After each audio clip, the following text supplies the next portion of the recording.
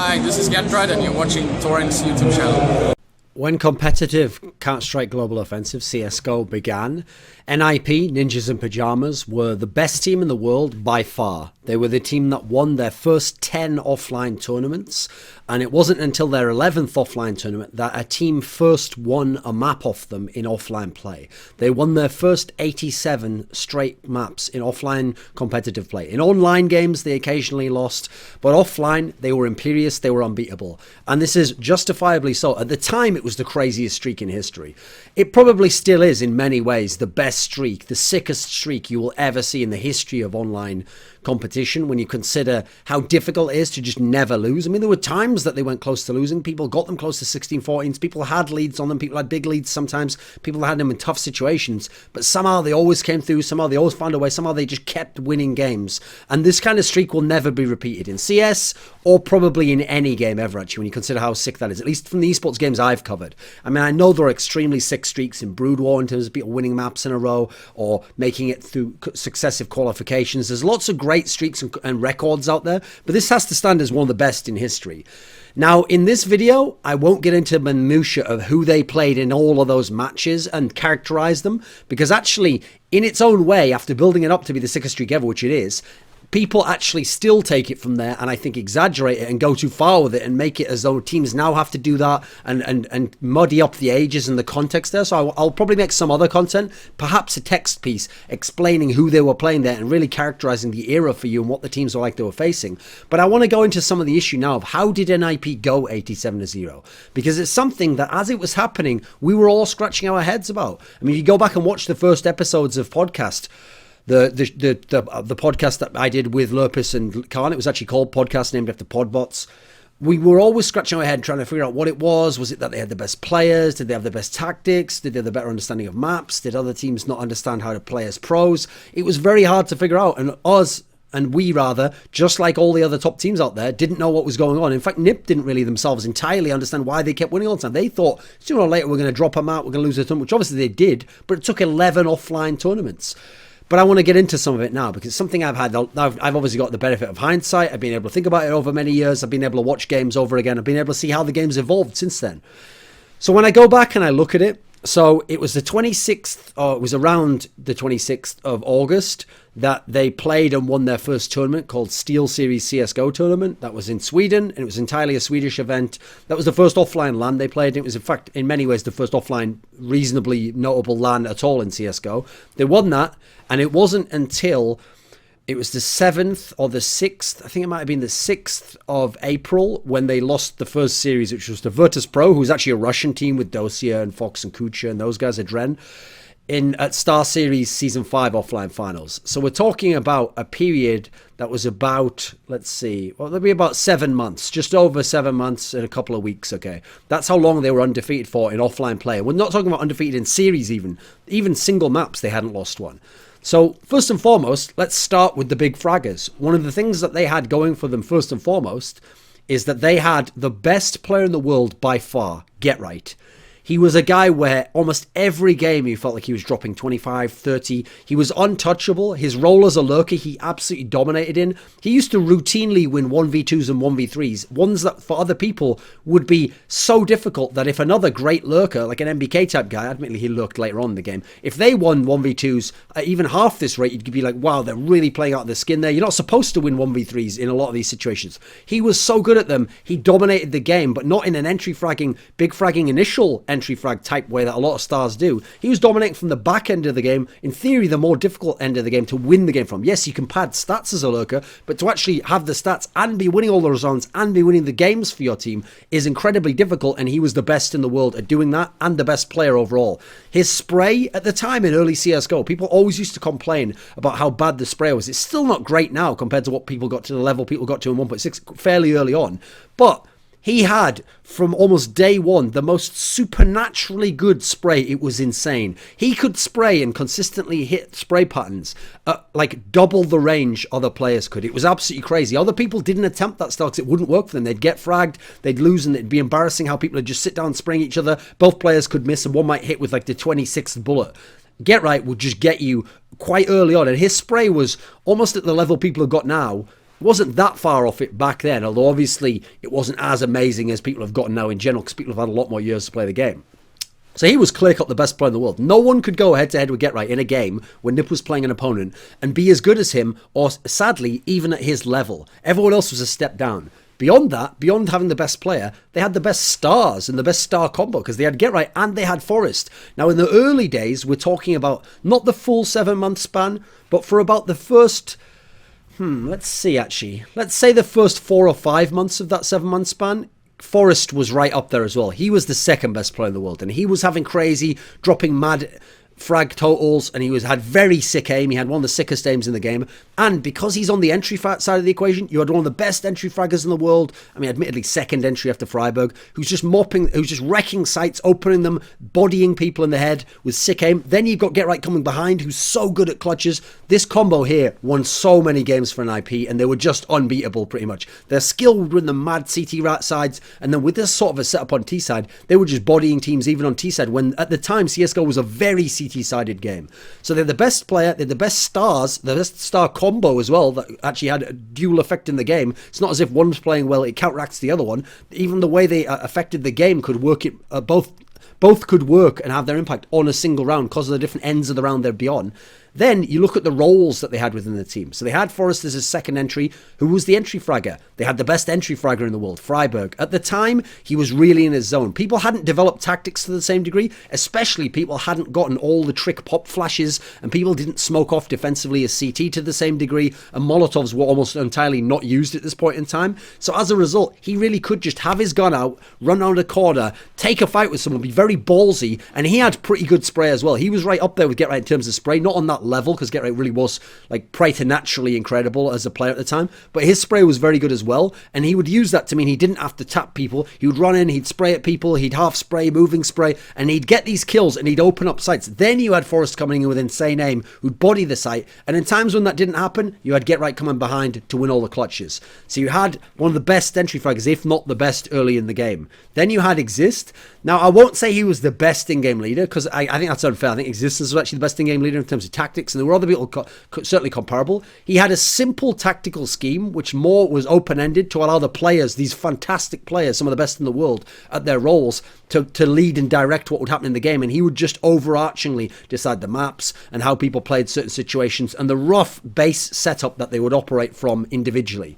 But as a fragging in-game leader, Exist was the best at the time. He was having really good performances, and obviously you saw, even when his fragging went away in later years, such as 2014, he always had that clutch factor where he would win 1v2s and he'd win 1v1s. So you had another clutch player to go along with GetRight there. You have these sick entry guys, you have these sick clutch players. Then Fiflaren, admittedly, for a lot of the time, Fiflaren wasn't a world-class player. He couldn't be considered one of the best in this sense. But in terms of a supportive player, there weren't that many early on, especially not that understood the roles of what to do. He was one of the better ones, certainly. And more importantly, because NiP had no AWPer, he would use it as a utility AWP. Perhaps like you've seen Sean Gers use it in the past event of Cloud9 in 2014. He'd just use it for certain positions where he needed one, or to spot something, or to get early information, or to get a certain kill that would follow up with the rest of the team, or play a CT spot that needs an AWP. He would do these things, and everyone else was knocking out the park with their roles, so he just had to facilitate what they were doing. So they had the best player, the best stars, the best distribution of roles, with everyone in a role that made sense, and their style fit that their identity as a team, their overall decision in terms of style, and then how that affected the strategy of how they played, meant that they were the best in these respects. Individual tactics, no, they weren't the best. A lot of the stuff that was come up with by other teams, but they could either steal the things that worked for them or get the basics down so that the rest of the game would be won by their individual players. So these qualities alone are going to give you a lot of wins and make you an extremely good team. But what else allowed them to dominate? Well, in terms of map pool, they had the best map pool. They had all 5 maps within their map pool. When you look back on their losses that they would start to have after the fact, obviously in the 87 and 0 period, they never lost any map anyway, so it didn't matter which maps were their strongest. But in theory, they could play every map. And then even once they started to lose maps, during the first phase, which I always considered of their career, which was up to DreamHack Bucharest, where they still were the clear-cut #1 team, it wasn't until DreamHack Bucharest that very games took over. So this is after the period where they went 87 and 0.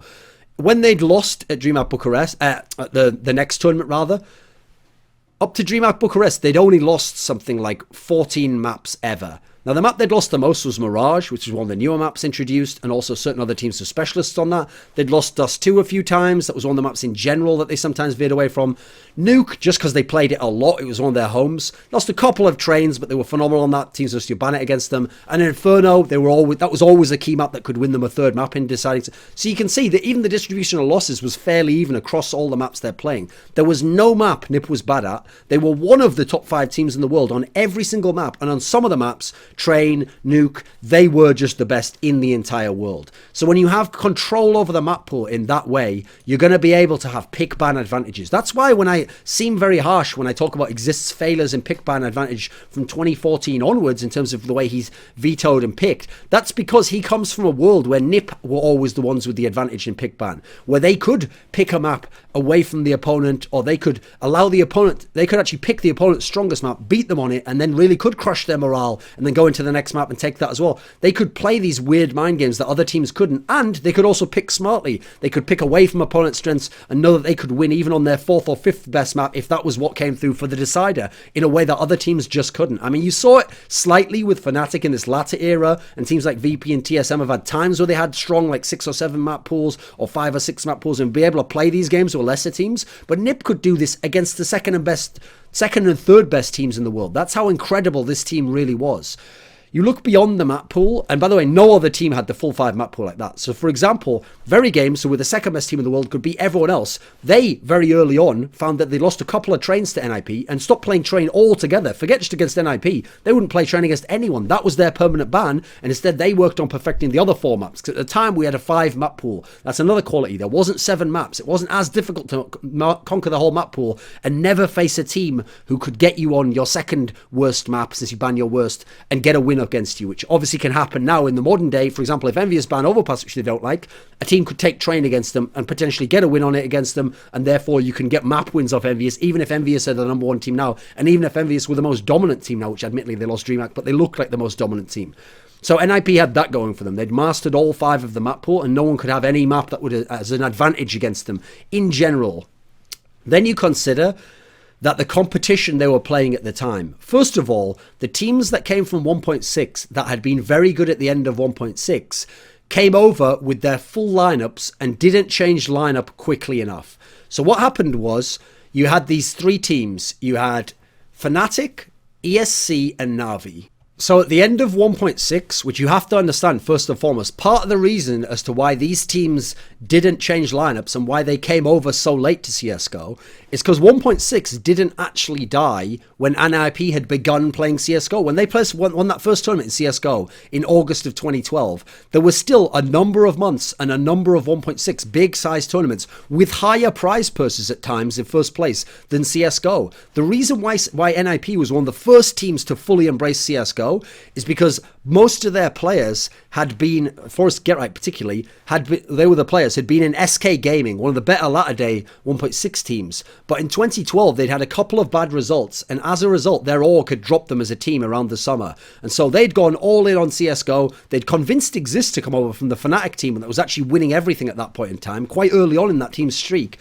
join them, make this NiP team, and they immediately, from day one, went super hard at CSGO. The 3 best teams in 1.6 at the time, even when SK had been playing, were, as I said, Fnatic. They were the team that were winning all the lands, and even when Exist left, they continued to win lands with replacements, and they were winning, and as a result, they played till the bitter end. They played right up until late in the year. I think they played up until around like October or something before they actually started to come over. And so Fnatic, who was the best team in 1.6, didn't come over to CSGO until DreamHack Winter, which remember is at the end of November. NiP's first tournament win in CSGO is towards the end of August. So they didn't come over till DreamHack Winter, and they hadn't played any CSGO offline tournaments, and they came over with their 1.6 lineup, thinking it was the best in 1.6, will adapt to CSGO and will become the best in CSGO. Didn't work out. In fact, within a couple of months, they already had to start replacing players. They brought in Zipnix, which is a good move. Later on would bring in Carrigan very briefly. They had I think Carrigan took out the lineup, something like that. They had Modi came in and out of the lineup, who'd been a skilled player, but had a lot of issues going on there. Trace was really underperforming. So Fnatic actually were a non-factor with their 1.6 lineup that had won everything. But you can see why they wouldn't switch lineup, because it had been so successful in 1.6. They wanted to test it out. They wanted to give it a chance. So essentially, they came over with a 1.6 team and didn't build it for CSGO and didn't make the right changes to get good CSGO players in. Because what are the odds that 5 1.6 players are all going to adapt and transition successfully to CSGO and learn how the game is played? It's not going to happen. That's what you saw with all these lineups. Some of the players managed it. Some of them became very good. Some of them fell off. Some of them never competed successfully and were able to be good. For example, such as Trace. He had a lot of problems. A number of these players had issues within the team. Then you look, the second best team at the end of 1.6 was Na'Vi. They'd lost a number of these 1.6 tournaments to Fnatic. They also kept playing throughout 2012 in 1.6 tournaments. In fact, they didn't come along. So, okay, Fnatic came along at DreamHack Winter, which was the 4th offline tournament for NiP. So they've got a massive head start on Fnatic there. Now, Na'Vi, they came along at the 7th offline tournament for NiP, which was Mad Catz Vienna Invitational in February of 2013. So we're talking about something like, let me think, that would be 6 months after NiP have already got their first LAN win in CSGO. They come along, they keep their 1.6 lineup that obviously had been very successful in terms of top 3s over the last few years, and a couple of years earlier, 2010, had been the best team of all time, won every major, broke the prize money record. Understandable why they'd stick with the same lineup and see if it worked. Their problems, Markelov was good, but wasn't like a superstar player. He was approaching a star level. Edwards was having his issues. Especially in their team, the biggest problem was players like Senya. He was the guy where he was the great support player at the end of 1.6, and it didn't work. Support did not work the same way. You had to be a fragging support to have any success early on in CSGO, and he wasn't that sort of a player. So he was having his issues. The cohesion of the team wasn't there. So they came along the latest of everyone, and it took them a number of tournaments before they got close to NiP's level. It wasn't until around the summer, July, August, when they were starting to become a second or third best team in the world. That's how long it took them to figure it out, like 6 months or so. So they weren't a factor at all to be beating NiP. They weren't even making the finals of tournaments. That other Fnatic team in general weren't making the finals, except when they had one bracket that was kind of like very games was drawn the other side with NiP, and they managed to make the final. Then, who was the third best team at the end of 1.6? ESC, the Poles, Neo, Taz. Now, this was the second Golden Five lineup, the one that had Neo, Taz, Pasha, but then also had Cuban and Lord, who were the two more supportive players, particularly Lord, another great support player from the end of 1.6. This team did come over reasonably early. They came over at NiP's second tournament, which was ESWC. But again, they brought over their whole 1.6 lineup. Remember, one of the reasons why they had a lot of success in 1.6 is they always kept the same lineups. They'd only change like 2 or 3 players, and it would only be the same 5th player changing in and out, and then they altered it otherwise. So they'd famously always found a way to win big majors without changing players. They thought there wasn't that much talent in Poland. So even though they talked to me about players like Snacks and Hyper, they were reluctant to give these guys a try because they wanted to stick with their old lineup and see if it would work out, and thought that the roles would work out. If we work at the game, we'll be able to become successful. They weren't. They weren't really a big factor. Now, early on, towards the end of the year, they had a couple of tournaments where they were getting close to the level of NiP, but they weren't going to beat them. And actually, in the early first half of 2013, they would drop off quite a lot, and they would usually only be like a 4th or 5th best level team. And that's why eventually, later on in the year, or October I think it was, they changed players and they got in Snacks and they got in Bialy, and that's when they became an all-time great team in CSGO. Until that point in time, they'd been like on the fringes of being a contender, but they hadn't been a legit team that could have won big events that NiP and Very Games were playing at. So in terms of the competition that should have come over from 1.6, it was delayed by sticking with the old lineups, and they didn't adapt to CSGO or understand how CSGO was played, and they were late to come over. So they were even having even more issues compared to a team like NiP, who was already rolling by the time they got there, particularly in the case of Na'Vi, who comes 7 tournaments too late. Then you have to consider that the second best team in the world when NiP was on top was Very Games. And the key thing about Very Games was it wasn't just that they were the second best and NiP was the best.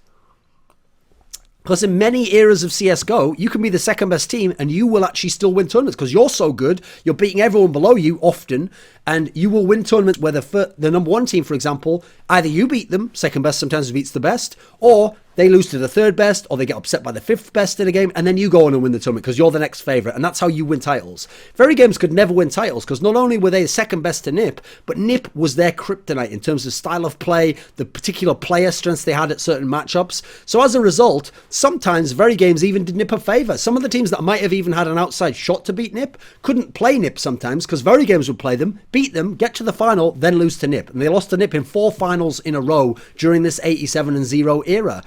they were also a team where the star player of Very Games at the time was supposed to be Kenny S. He was groomed to be the next great player. He was one of the best players in the world. But against NiP, he had a number of performances where either he'd get a lot of frags, but they weren't impact frags, and he couldn't figure out how to operate within the existence tactical style. Very extremely precise execution-based system compared to NiP's open system. And not only that, he did have some games where he was nervous, and on stage it affected him, and he couldn't deliver the star power to match up with these guys. So instead, it usually at the time actually fell down to NBK and RPK to be the carries of the team against NiP, and they weren't going to be able to match up against Get Right and Forest. And then you didn't have a good distribution of roles as you did. Against every other team, Very Games was an awesome team, had great use of players in different positions, great use of the roles. Kenny S was going off against other teams, but against NiP, they were their kryptonite. So the second best team is also NiP's the kryptonite of. So that's going to help you also win a lot of tournaments, because they're going to be the team you might play in the finals many times, as they did. Then you've got to look at the factor that not every team had the same investment level and infrastructure that NiP did. At the time, salaries were very low. CSGO had been dropped by IEM. No major tournaments were running it because ESWC was dropping off a cliff at that point in time. Essentially, it was a second-tier game going to smaller lands with less prize money and less incentive in terms of exposure for the teams to invest in big lineups and spend a lot of money and salaries. So as a result, NiP, the way their org was formed was precisely for CSGO. It was set up to make this really good CSGO team, so they had one of the best salaries early on, by far. They had a much higher salary than almost everyone else. Okay, teams like Na'Vi had a decent salary as well. Fnatic had one just because they'd been so good at 1.6 still, and they were doing so well. But in general, most of these teams did not have the sort of money and infrastructure behind them to attend every event that NiP attended, or to have the same sort of money to be actually full-time pro gamers like the NiP players were. So the early investment from the NiP org was also quite shrewd in that sense, and obviously helped this team push them forwards in that respect and be the team that had everything going for them, every advantage early on. So that's actually, you can see there's a number of reasons that go across all the different aspects and components of being a championship team and how the scene was set up that helped NiP be this team that won 87 maps in a row. And eventually, teams did come along who were good, who could win maps off them, could win series off them, could eventually win tournaments and be number one, such as Very Games did. But they were the team that won the 87-0. It was incredible performance. And even when you look at all those aspects there is still a little bit of magic that goes beyond that explanation there, where they would win impossible games and amazing 1v4s, and two players would drop 25 each and dominate a game in a way that you can't just put down to, you couldn't work out a mathematical equation to explain how this happened. Now then, NiP fans who are sad that the 87-0 era doesn't exist anymore and that NiP don't win tournaments anymore, it's okay, because you can still pick NiP players and win money and have success following them if you play on Alpha Draft, where they offer a fantasy esports service. And one of the great things about Alpha Draft is it's a daily fantasy site. So as a result, you don't have to pick your players just for the tournament, and then if NiP don't win the tournament, you'll be sad and you won't win money. No, you can actually win by having this daily contest. So on some tournaments, it'll just be for the matches on that day. So if NiP's playing teams that they're going to beat or that they're a favourite or you think they could upset, like when they beat Envious in the group stage at DreamHack Winter, you can pick the NiP players that you like. You can pick Get Right, you can pick Forest, and then when they have big performances, you could potentially win money. So in the fantasy realm, you guys can still go super hard for NiP, and life will reward you. Reality will actually reflect back that they were the best players in that situation. They have online matches. You know NiP can win those from time to time, guys. They're the ways to go. So NiP fans and everyone else who's welcome to, you can play at Fantasy Esports site Alpha Draft. Description box below, there will be a link you can click. That's how. Thank you.